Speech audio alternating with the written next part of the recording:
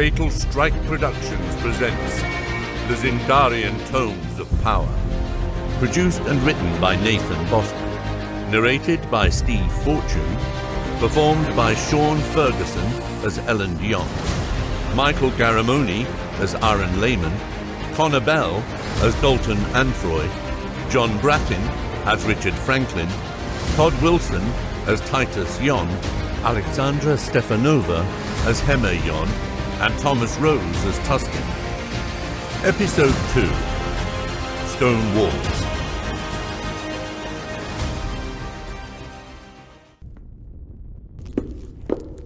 The hall was empty, save for Elland. That wasn't a surprise at this early hour. The guard posted outside the armory doors looked to be in deep thought, and didn't so much as glance at him. Elland stepped into the armory. It was a large, spacious room with shelves of weapons covering nearly every wall. Aaron was standing in front of a set of hooks, browsing through an array of crossbows. I thought I'd find you here.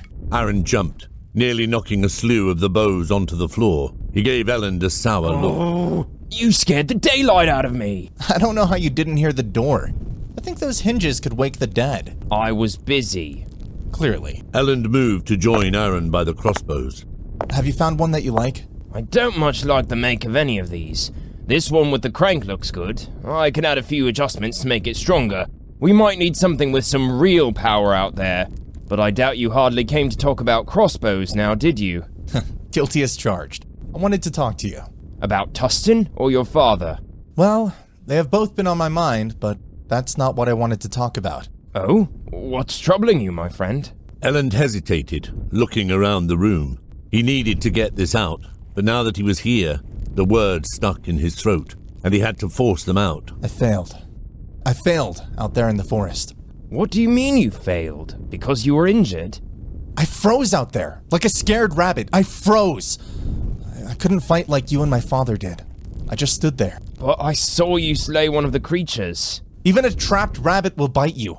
All I did was react when it was upon me. Once I got up, I didn't go to aid you and my parents. It's like I couldn't move. I would have already been dead at that point if it weren't for Tustin. And look how I failed him as well. There, he said it. He finally said what he had feared for years. He was a coward. The truth, spoken out loud, hit him in the chest like a hammer. His knees went weak, and his eyes burned, threatening to release tears and increase his humiliation tenfold. I believe you're being too hard on yourself. No one would expect you to charge into battle like one of the heroes of old. This kingdom has known only peace since we were born. To be thrown into something like this, well, your reaction was only natural. I shouldn't react like that. I'm a soldier. I should be able to at least fight, like you and my father did. I believe I did less fighting and more swinging a sword like a madman to stay alive. I don't think I even hit one. Your father, though, he grew up in a different time than us. He's seen countless battles, death and famine. You nor I can compare ourselves to him. As usual, what you say makes sense. I still feel the truth of it bearing down on me, though. And what about Tustin? How could I have been so naive? I failed him in thinking that Richard would absolve him of his crimes. Tustin is a grown man. He made his own decision. You didn't fail him. No, I convinced him to come. He's locked away in the dungeon because of me. I can see why you feel that way. And looking at it from the perspective, I can agree a little. But I just don't know what solution I can offer you. You can't just march to the dungeons and let him out.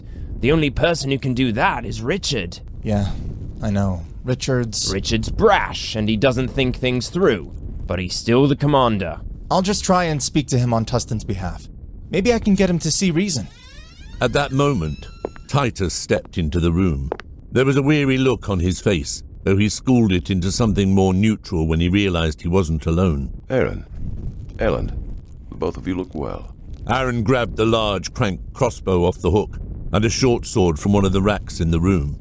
I've got to get to the tower for my watch. I'll see the both of you later. Aaron nodded to them as he left the armory. I interrupted something.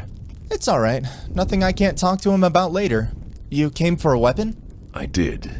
And are you all right, Elland? Truthfully now. Elland thought about it, not quite sure how to respond. Titus picked out a long spear, weighing it in his hands, and then strapped it to his back. I will be. I suppose that's the only answer that could be hoped for, considering. How is Mother recovering? She's still shaken up very badly, but no physical wounds. That's good. This was the first time, wasn't it? The first time you've had to fight. Elland's gut wrenched at the thought of the fight and his failure again. He turned and inspected a broadsword that was next to him, as if shielding himself against the words spoken by his father. Yes, it was. Not by choice, though. I tried to get stationed in the north, where what little fighting was left to do in the kingdom. No, I understand that. The king's army will put you where they need you, of course. I just admit, I know how hard it is. In the early days, training helped me keep my mind off of it. I could show you a few things. I've had training. I went to Northwick and swore my service, then to Old Ashton for extensive training. I've done what has been required of me as a soldier. I know that, but I picked up some things they don't teach at Old Ashton. It will help you fare better in the next fight. Elland's neck and ears went hot, and his cheeks flushed bright red. He grabbed the broadsword and a shield that was laying next to it, and pointedly walked towards the door. Titus grabbed him by the arm firmly and stopped him in place. What's wrong with you? I'm just suggesting you take some time and learn a few things. Nothing's wrong with me, and I already know enough to take care of myself. I'm just trying to keep you alive, boy. I'm alive and well right now, and I can continue to do so without your help. Yeah? Then how come you ended up on your backside in the middle of a battle? Elland glared at him and yanked his arm free, then stormed out the door. Son, wait. There's nothing left to talk about!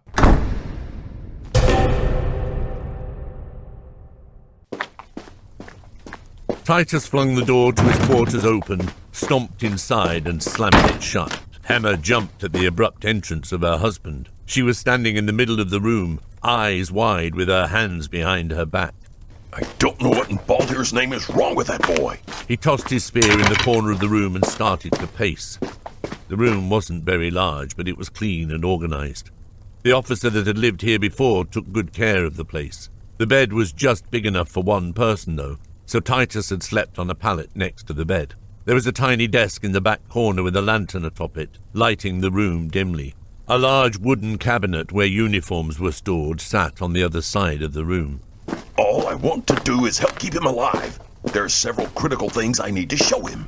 Things he can use if there's another fight. Titus suddenly stopped and looked at Hemmer. She still stood there with her hands behind her back, fidgeting. What's going on with you?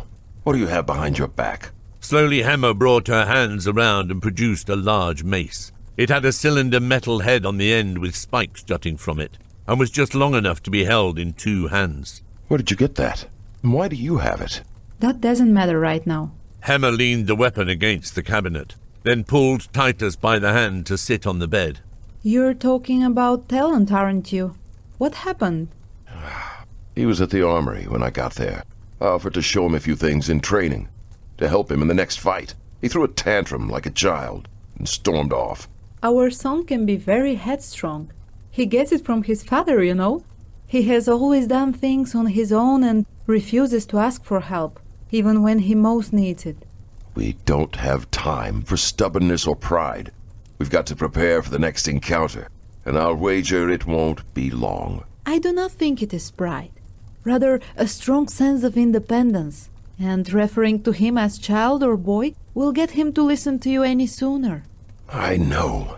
Sometimes I can't help it. I still see him as a child that I need to protect. War wounds your soul, and it's a wound that will never heal. But now we're facing something worse than war.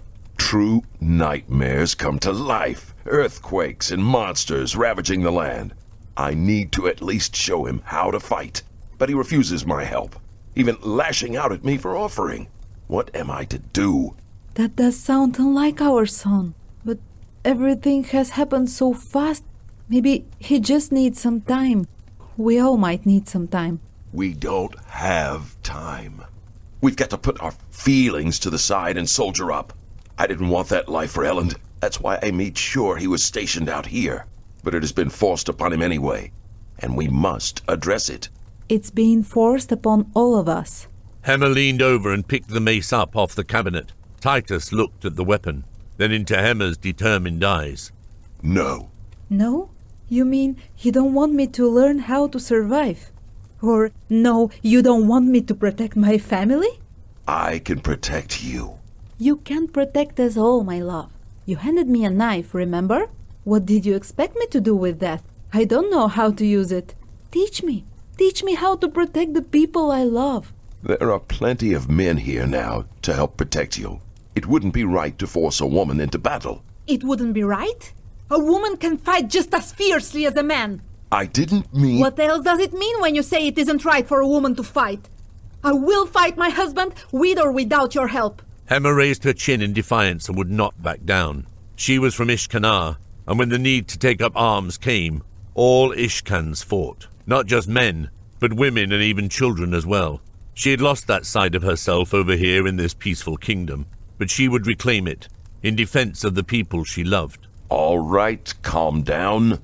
I'll show you how to use that thing. But why on Ifeon did you choose that?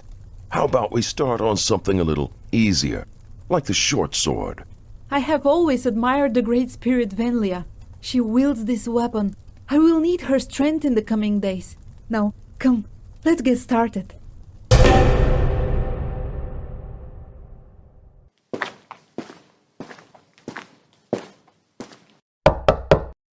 Enter. Elland stepped into the commander's office. More tapestries like the ones in the main hall hung here, as well as a deep, plush, red rug laying in the middle of the room. A small fireplace burned on the right wall, lighting the office. Richard glanced up, and then looked back down to the map that was spread across his desk. Oh, it's you. It's me. He placed the last marker onto the map and then rolled it into a loose tube before setting it aside. Why don't we skip all of the pleasantries and just get right to what you're here for? I'm here about Tustin. I know that you're friends with the man, Elland, but he still must pay for his crimes. You're going to lock him up for such a petty crime? Even when we need every man we can get. You should be lucky that he wasn't beheaded. It doesn't matter who he is or what he can do. There must always be a punishment for those who break the law. And watch your tone, soldier. Don't forget who you're talking to. Elland snapped back to attention and took a deep breath. I apologize, sir. I convinced Tustin to come with us myself. I knew we could use such a skilled tracker and archer. I felt certain he would be absolved of his crimes. You were wrong. After a few moments of silence, Richard sat down on his extravagant chair and rubbed his right temple. Elland did have some valid points, and they could use every man. But damnation, that rat of a man made his blood boil. If you want him out so badly, then I'll let him out. But only if he undergoes temporary conscription into the army. Elland's stomach dropped. He knew that wouldn't go well with Tustin, but still, it was a better alternative to rotting in a cell. Yes, sir. He'll do it. Are you so certain of that? I am. I'll go speak with him right now. If he agrees, he will have to follow every order. If he disobeys just one of my orders, I'll have him executed. Do you understand? Yes, sir. Richard pulled a sheet of parchment from his desk and scribbled a few words on it, then gave it to Elland. Give this to the guard. Elland took the note and was quick to leave. He made his way through the garrison and down the stairway in the main hall. He caught sight of the guard as he neared the bottom of the steps. What are you doing down here? He looked tired and irritable. The guard's nose was red as if he was fighting back a nasty cold. Elland pulled out the note and passed it to the guard. His gaze flicked over each line on the page. Then he nodded and stepped to the side. Good. Get him to agree so I can get out of here too. Guarding one prisoner seems ridiculous. And this dampness is going to put me in the grave. Elland walked past the guard and into the dungeons proper. There were cells on both sides, with a main aisle that ran between them, a little bit like pews set up in a church. Elland stopped outside of Tustin's cell. He was sitting on the ground with his back against the wall. Tustin looked up and frowned. What do you want? Elland got down on his knees and leaned close to the bars. I was just speaking with Richard about getting you out. Oh, and how did that go? Better than you might think. He said that he'll let you out, but only on one condition. I should say no just on the principle of things. Please don't. It's not that bad. It's just a temporary conscription. Oh, that's a good one. There's no way that's going to happen. It's the only way that he'll let you out. How about I just go? Head back to my shack and fend for myself, like I was going to do in the first place. Elland shrank back at the not-so-subtle accusation. I don't think he'll ever agree to that. He just let his emotions get the best of him and made the wrong choice. Letting myself get conscripted is the wrong choice. I don't think it is. Look, I take responsibility for putting you here. So now I'm getting you out. What you do from there is up to you. You could finish your conscription or sneak off in the night. And then become a hunted deserter? That doesn't sound much better. I doubt the army is going to track down a temporarily conscripted deserter. I think the Kingdom of Ifeon may have some bigger problems to deal with. Yeah? And what if this problem is only happening here and Sir Jackweed reports me as a deserter? I suppose that's a terrible idea. Tustin took a deep breath and calmed himself. He couldn't lay the entire blame on the lad. He did decide to take his chances and come. Besides, there was probably little chance of surviving out there on his own. The last thing he wanted was to take orders from that puffed-up melonhead. But what choice did he really have? Fine, I'll do it. But I'm not happy about it. Not with him or you. There is one more thing, though. Of course there is. If you disobey one order, he'll execute you. That's no surprise. I'm sure he would love that. Great! You won't regret it. Tustin glared at him. Elland grinned and got to his feet.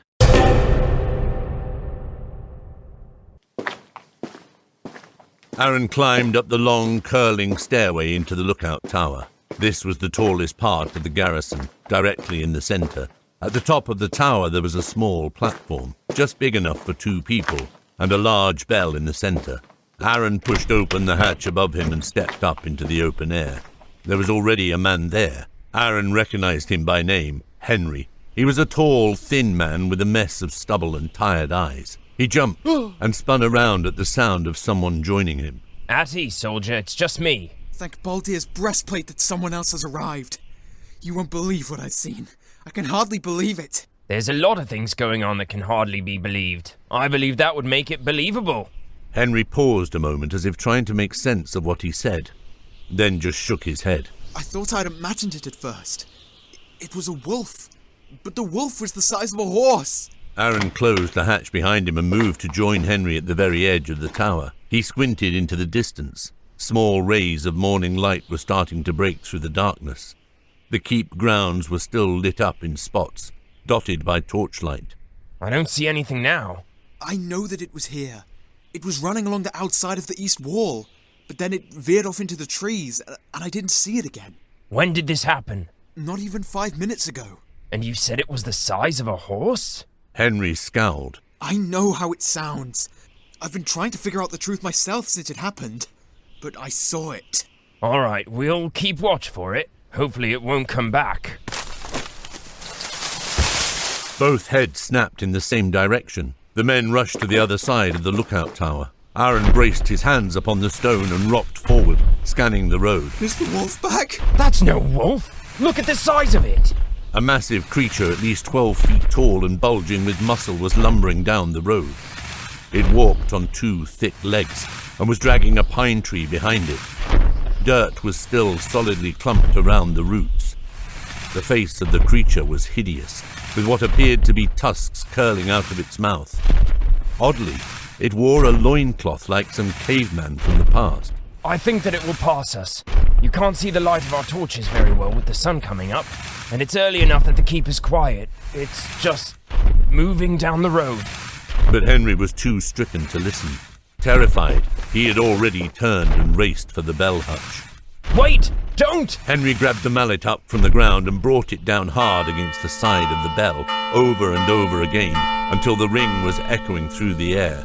The creature turned towards the sound, its pace increasing in the direction of the keep. Aaron rushed to Henry, grabbing him by the shoulders and threw him on the ground. Look at what you did! You told it exactly where we're at! You practically rung its dinner bell! What is that thing? People need to know what's out there! Something's wrong with these lands now. Things like that shouldn't exist. They shouldn't, but clearly it does. And thanks to you, it's heading straight for us. Down below in the main hall of the garrison, soldiers were rushing about. The bell was a signal for them to gather to arms. Civilians ran towards the back rooms seeking shelter. Elland and Tustin came up from the dungeon, and Dalton entered from one of the hallways. What is it? More of those green creatures? I haven't the slightest idea. Where's my bow? The soldiers continued to rush about, the frenzy growing stronger. Richard stepped into the main hall. He pulled his sword from its sheath and slammed it into a suit of decorative armor. That's enough! I've seen you men in battle, and you didn't lose your heads like this. It's a disgrace. I heard that it's a monster outside of the walls. And what if that horde comes upon us again? It makes no difference what rests beyond this door. The only thing that matters is how we deal with it. You're trained soldiers. You've taken vows to protect the kingdom and those who live within it. And those vows will be tested today. The muttering and whispering didn't die down, but Richard's words managed to at least give the soldiers some sense of courage. They began to collect themselves into a more orderly fashion. I'm not going out there without my bow. Go grab one at the armory. Where in damnation is that? Go down the right hallway, it's the last door on the left. Tustin ran off in that direction. Elland and Dalton formed up with the rest of the infantry. Once everyone was in their place, Richard marched them out of the great hall and into the training yard. Archers! Line up in the back! Infantry, to the wall! The sound of the approaching beast filled the air. The footsteps were like thunder. The soldiers had barely made it to the wall when the monster smashed through the heavy stonework. Arrows rained down on the creature as it stumbled over the crumbling wall. Spearmen, keep it at bay! Soldiers carrying spears rushed up and stabbed the beast, trying to hold it in place. But this creature had hide like a boar and the strength of 20 men. It swung its hand out and knocked the entire row of soldiers backwards, sending them flying in all directions. Some of them were merely winded and managed to get back up. Others lay prone on the ground, necks or spines snapped. A large crossbow bolt from the watchtower slammed into the side of the beast's face, stunning it. Charge! And fight like the lions we are! Richard charged forward with his men, taking advantage of the opening. He slammed his blade deep into the creature's leg. He used his body weight to leverage the blade down, ripping open thick flesh. The other men, Elland and Dalton among them, were right behind him. Elland stopped a few feet before the monstrosity and locked up with his shield in front of him. Again, his body felt like it was going limp as the rest of the soldiers charged past him, hacking at the thing's legs with axes and swords. Elland looked up and saw that the beast had recovered from its daze and looked down on the men. He didn't say a word. The creature jerked its leg back, pulling the blade from Richard's hands and making him stumble. Elland didn't move, and the beast backhanded Richard directly on his breastplate. He was launched into the air, clipping Elland on the head as he flew past. Elland tumbled away, and Richard hit the garrison wall hard, slid down, and slumped on the ground motionless. The beast went into a frenzy then, and the soldiers backed away as fast as they could, but more than a few were pummeled and crushed. Another wave of arrows pelted the beast. With a roar, it pulled back and threw the tree at the line of archers. It slammed into the garrison, catching several of the scrambling archers as it did. Blood sprayed and stone tumbled as it broke through the doors and wall. Most of the men looked on in shock after that, ready to break and run. Get back in the fight! Dalton charged. The beast leaned down to grab him, but he slipped through his fingers and ran forward. He sank his own sword into the slit that Richard had left. Bring it to the ground! The soldiers snapped out of their stupor and attacked the thing with renewed fury. The beast was so focused on Dalton that the soldiers got in quick and centered their efforts on the same leg. As it went down to one knee, it braced itself with its left hand. Its right hand shot out and grabbed one of the soldiers. It brought him up to its mouth and bit down, ripping off his head and some of his torso along with it, then tossed him to the side. The beast started to rise again, another one of Aaron's bolts planted in its throat. It jerked in surprise, falling back down and breaking its fall with its left hand again. The left arm! Dalton darted towards the arm, determined to bring it down. Once again, the soldiers followed in a coordinated attack against the same appendage. They sliced through its wrist just below the hand and it collapsed. Go for the eyes! Before they could get close enough to the head, it lashed out with both hands. The motions were erratic. It slammed its palm down on an unfortunate man, leaving him broken, bloody and twisted like a crushed cockroach. In the chaos, the men broke and ran, trying to get clear of the thrashing. Dalton was already close to its head though. He deftly moved through the chaos and slammed his sword in its eye. The beast pulled back and grabbed its wound, knocking Dalton away, but pushing the sword deeper in the process. The strength of the creature seemed to fade immediately. It turned and started to drag itself away by one arm, blood flowing freely from the bolt in its throat, the sword in its eye, and the hundreds of wounds it sustained from the battle. The soldiers sensed the weakness, turned and attacked the thing brutally.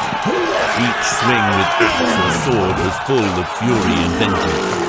For in this moment, this thing was the symbol of their fear, what made them feel so helpless, what preyed on them.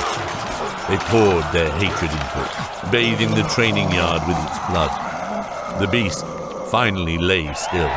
One of the soldiers, a boy named Thomas, rushed over to Dalton and helped him to his feet. You did it! You killed it! We killed it. Together. The morning sun now shone bright on the horizon. Dalton looked up at the tower, shading his eyes, to see Aaron still watching over them. He raised a hand in salute, and Aaron raised his crossbow in response. Dalton stumbled in his exhaustion and supported himself on Thomas's shoulder. Have you seen Elland? The dark-haired fellow you usually hang around? Yep, that's the one. No, I'm sorry, I haven't. The cheering died down as everyone took in the price of their victory. The mangled bodies that had once been comrades and friends lay about the training yard. The tree laying atop the broken doors and walls of the garrison, bloodied hands and feet sticking out from the rubble, and the commander still lying motionless where he fell. What do we do? It took Dalton a few moments to understand the question was directed at him. The rest of the soldiers, even the old veterans, looked at him expectantly. Get the wounded in the garrison. Carry them to the dungeons. It's the safest place for now. Call for the healers as well. We need to get everyone back inside. They snapped into motion at the new orders. Dalton started to search the area for Elland. After a few moments, he spotted a curly-headed figure laying a distance away. He limped his way to the body and rolled it over. It was Elland. He wasn't moving and his face was covered in blood. Dalton leaned down and could feel that he was still breathing. Someone help me! Thomas was there in an instant. He helped Dalton carry Elland over the tree and laid him down just inside the garrison. Go help gather the wounded. What of the dead? We'll secure the garrison first, then bury the dead, if able. Thomas nodded and climbed back out over the rubble to help the rest of the soldiers. Dalton looked on as they gathered the wounded and made their way inside. It seemed like there weren't very many of them left. He glanced at the fallen beast. There couldn't be anything worse than this. Could there?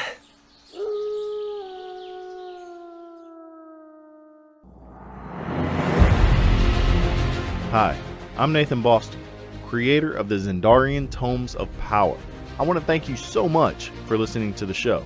You know, we're really trying to build momentum with this story, especially here in Season 1. Would you do us a favor? Please hit that like button and make sure you subscribe so you don't miss out on future episodes of the show. Once again, thanks so much, and we'll see you on the next Zindarian Tomes of Power. The Crystal Cave series is an audio production, copyright 2021, produced and written by Nathan Boston. Fatal Strike Productions, all rights reserved. Performed by Steve Fortune, Sean Ferguson, Michael Garamoni, Connor Bell, John Brattin, Todd Wilson, Alexandra Stefanova and Thomas Rose.